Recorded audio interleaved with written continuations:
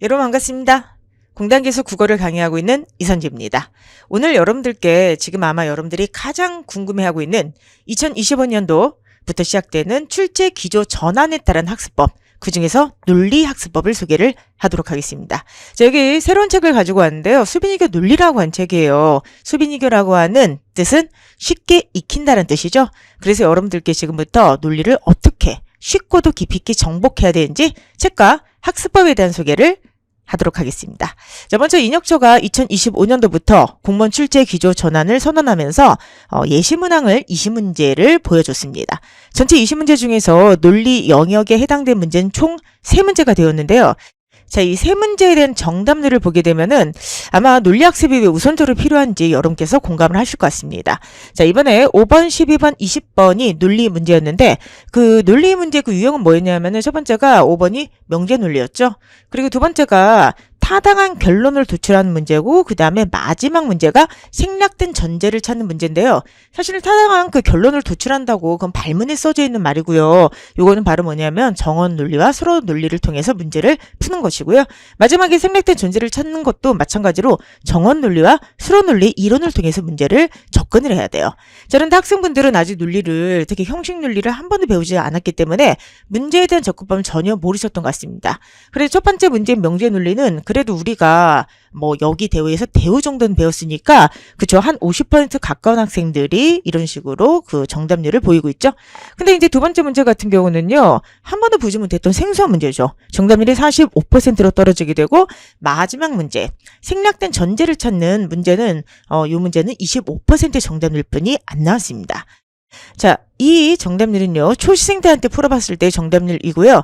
제가 2025년도를 대비하는 분들은 아니지만 어쨌든 간에 기존의 수강생들한테 풀어보라고 했어요.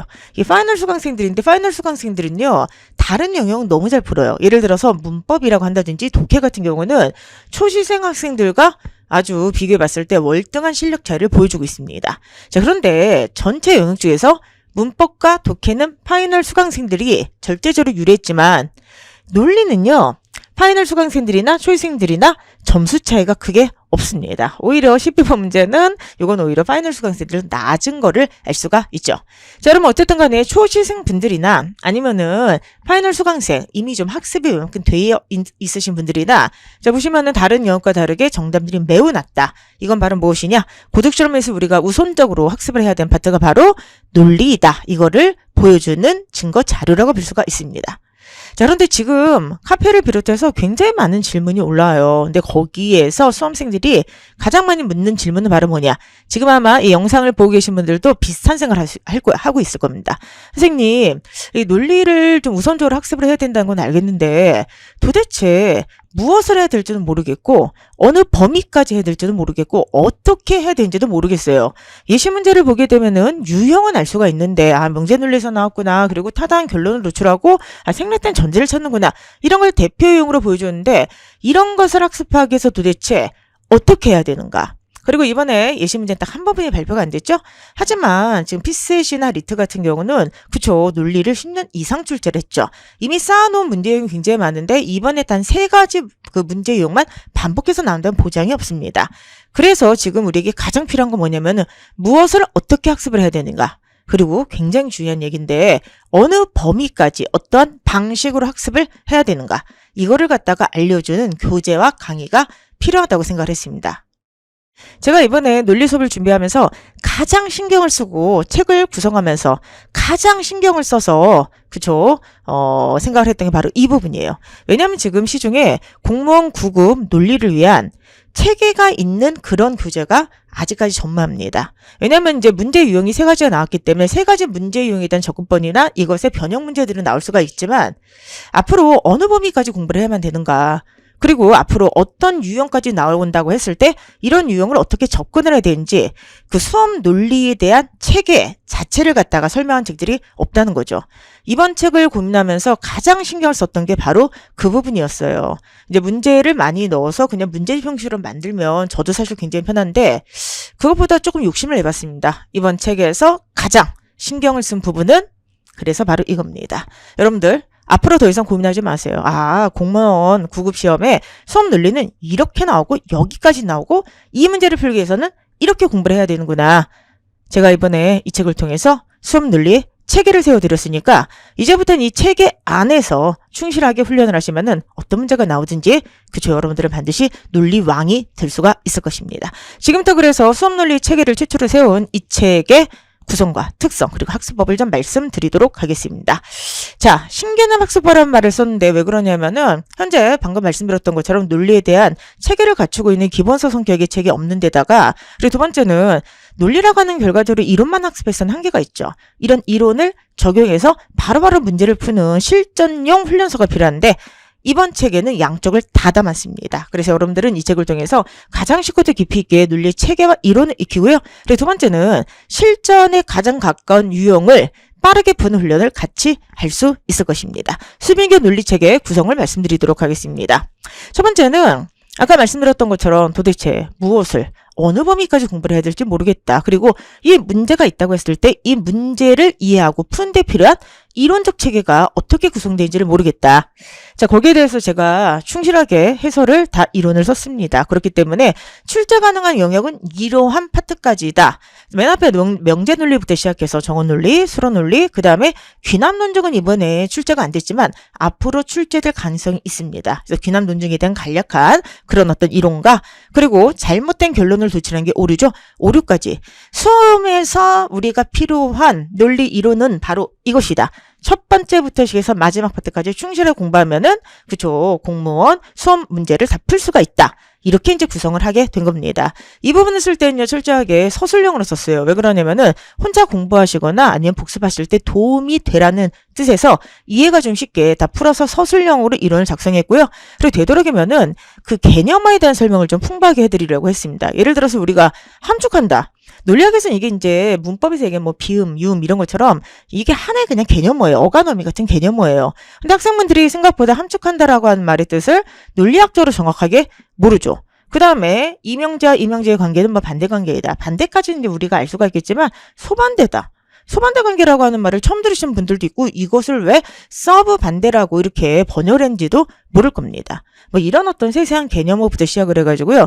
여러분들이 그쵸 어쨌든 논리가 생소하지 않도록 하나하나의 모든 개념을 다 풀고 좀 쉽게 접근할 수 있도록 체계를 잡아서 이론을 썼습니다. 그래서 여러분들이 혼자 공부하시든 아니면 강의의 도움을 좀 받으시든 간에 이 책을 쭉 공부를 하시게 되면은 아 명제논리라고 할 때 이 의미로 명제논리라는 개념을 사용했구나. 사실 우리가 명제논리 말을 숱하게 듣지만 이게 명제논리도 잘 모르잖아요. 그죠? 수론 논리라고 하는 말은 이런 의미로 사용하는구나. 정확하게 개념이 된 이해부터 이론까지 그쵸 체계적으로 여러분께서 받아들일 수가 있을 것입니다. 그래서 어쨌든 이해가 쉬운 서술형 이론 쓰고 중간중간에 풍부한 보충자를 통해서 혹시나 독해의 논리 지문이 날 수가 있잖아요. 거기도 좀 대비할 수 있도록 배경지 자체도 넓어지도록 그렇게 구성을 했습니다. 자, 두 번째는 바로 뭐냐면 우리가 이론을 아무리 열심히 익힌다고 하더라도 문제에 바로바로 적용하지 않으면 소용이 없죠. 그렇기 때문에 두 번째는 굉장히 신경 쓴 게 논리에서 나올 수 있는 문제 유형을 정형화를 하고 그리고 A라는 문제 유형이 나오면은 B라는 풀이법을 바로 써라. 이런 식으로 그쵸 유형을 파악해서 빠르게 푸는 방식을 수록을 했습니다. 자, 이거를 하기 위해서 이번에 주관식 문제를 정말 많이 만들어서 넣었어요. 왜냐면 여러분들이 이게 워낙에 생소한 파트이기 때문에 사실은 저는 되게 이제 뭐 간단하게 쉽게 이건 이렇게 풀면 되잖아요 라고 얘기를 할 수 있지만 이거를 받아들이기까지 사실 많은 훈련과 그 다음에 그쵸 노력이 좀 필요하겠죠. 자, 이제 걱정하지 마세요. 여러분들이 차근차근 그것을 습득할 수 있도록 제가 각각의 파트를 다 주관식 문제로 만들었습니다. 그래서 주관식 문제에 들어가는 내용을 쓰면서 자연스럽게 논리 이론을 익힐 수 있고 또 논리 그 공식이 있거든요. 그걸 익힐 수 있도록 만들었고요.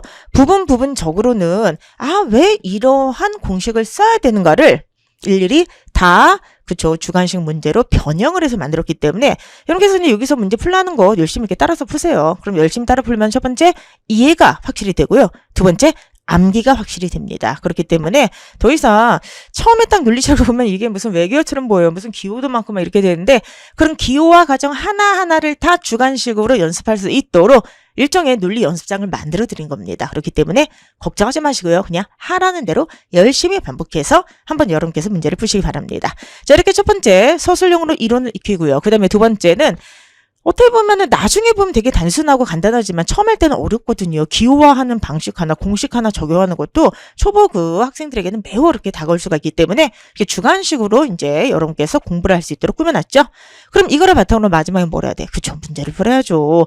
무조건 여러분들 최종적으로는 빠르게 정확하게 문제를 풀어야만 됩니다. 그렇기 때문에 논리적 훈련을 강화하기 위해서 다양하고도 아주 질이 좋은 문제를 많이 수록을 했는데요. 자, 기출문제 현재 몇 문제 없어요. 그리고 사실 피셋이나 리트의 기출문제를 그대로 쓰기에 무리가 되는 문제가 굉장히 많습니다. 왜냐면은 피셋 같은 경우나 리트는요, 문제 하나당 논리에 배정된 그냥 평균적인 시간이 2분이 넘어요. 근데 아시겠지만 저희는 이게 문항당 어떻게 되는 거죠? 그쵸, 그냥 산술적으로 계산하면 1분뿐이 안 되는 그런 어떤 시간적 차이가 있고요. 그렇기 때문에 이번에 나왔던 문제, 세 문제도 사실은 그쵸, 매우 단순한 유형의 문제라 볼 수가 있습니다.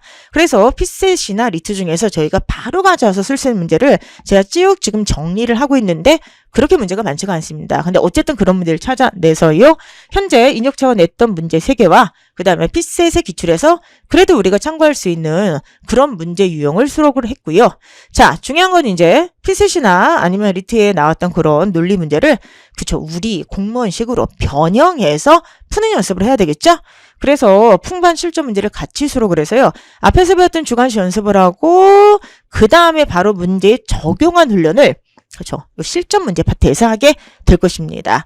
특히나 현재는 기출문제가 많이 쌓여있지 않은 상태이기 때문에 가장 필요한 게 기출문제와 가장 유사한, 그리고 이번에 기출문제는 단 3문제뿐이 출제가 안 됐기 때문에 앞으로 출제 가능한 영역의 유형 문제를 많이 개발해서 풀게 하는 게 굉장히 중요할 것 같아요. 그래서 지금 선지국 연구소에서는 출제 가능한 영역의 문항을 정말 많이 개발하고 있습니다. 자, 그 중에서 정말 좋은 문제 1차적으로 수록을 해서 수빈이견 논리에 이제 넣었고요. 앞으로 이제 뭐 매일국어라고 한다든지 다른 모의고사 때 좋은 문제들 계속해서 보여드리도록 하겠습니다. 정리 한번 해보도록 하겠습니다. 수빈이견 논리는 다음과 같이 구성되어 있죠. 첫 번째, 체계를 이해하자. 서술형 이론으로 누구나 쉽게 체계를 이해할 수 있도록 개념 중심으로 이론을 썼습니다. 그래서 이 수빈이견 논리의 전체 학습이 끝나고 나면 아, 수업 논리라고 하는 건 이런 거구나. 수업 논리의 체계는 이렇게 접근을 해야 되는구나. 여러분께서 알 수가 있을 것이고요. 그리고 제가 여러분들 문법서를 갖다 썼을 때 문법을 수험자로 접근한 체계를 잡아드렸던 것처럼 이번에 논리학습도 믿고 하세요. 끝나 있을 때는 여러분께서 정말 논리에 대해서 자신감이 정말로 많이 올라가 있을 겁니다. 두 번째는 방금 얘기했던 것처럼 그 유형과 풀이법을 빠르게 익히기 위해서 주관식 문제를 정말 많이 수록했고요. 이걸 바탕으로 해서 세 번째, 논리적 훈련을 강화하기 위한 실전 문제를 많이 수록을 했습니다. 그래서 주관식과 실전 문제를 합치면 아마 수백 문제가 될 거예요. 그래서 여러분들 첫 번째, 이론을 이해하고 체계를 세운 다음에 두 번째, 주관식 확인 문제를 확실하게 연습을 하시고요. 마지막 세 번째, 빠르고 정확하게 푸는 게 중요하죠. 다양한 유형을 빠르게 풀어서 여러분들 어떻게 보면은 이제 고득점을 결정하는 마지막 한 문제는 그 중에 한 문제가 틀림없이 논리가 될 거예요. 그래서 여러분들이 이 논리를 먼저 확실하게 실력을 올리셔서요. 고득점으로 가는 가장 확실한 발판으로 삼으셨으면 좋겠습니다. 자, 지금까지 여러분들과 함께 수빈견 논리에 대한 소개를 한번 해봤는데요. 수업 논리 전체 체계를 세우면서 가장 쉽고도 깊이 있게 논리를 학습하고 정복하시기 바랍니다. 자, 저는 다음 주 이제 개강이 되는데 개강 후에 수업 시간에 여러분들을 만나면서 정말 논리적인 논리 수업을 진행을 해보도록 하겠습니다. 수업 시간에 만나 뵙도록 하겠습니다. 안녕히 계세요.